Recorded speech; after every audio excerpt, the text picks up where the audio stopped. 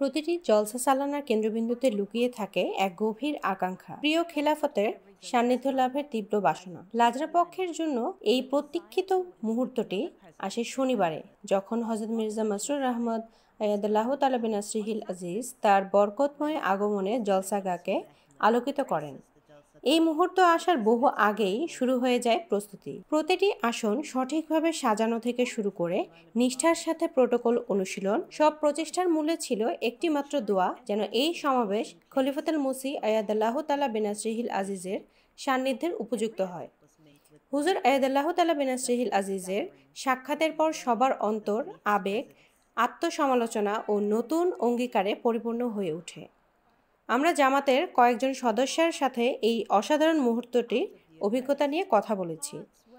আমার নাম ফিজা, আমি কানাডা থেকে এসেছি।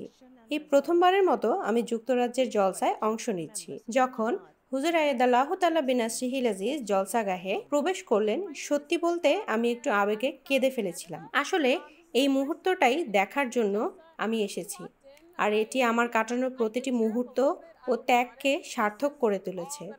আজ আমি অত্যন্ত কৃতজ্ঞ যে জলসা মার্কেটে বসে হুজুর আয়াদাল্লাহ তাআলা বিন নাসরিহিল আজিজকে দেখার সুযোগ পেয়েছি।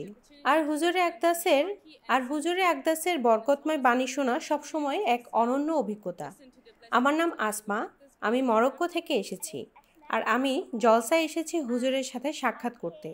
তিনি যখন এলেন তখন আমি ভীষণ উচ্ছ্বসিত হয়েছিলাম। জীবনে এটি ছিল আমার দ্বিতীয়বার তাকে দেখার। এটি শুধুমাত্র একটি সাক্ষাৎ ছিল না, এটি ছিল আমাদের উদ্দেশ্যের এক স্মারক, শক্তির উৎস এবং এক দিক নির্দেশক আলোকবর্তিকা। লাজরাইমাইলা ইতিমধ্যেই দিন গুনতে শুরু করেছে তাদের প্রিয় খলিফার পরবর্তী জলসা সালানায় আগমনের প্রতীক্ষা।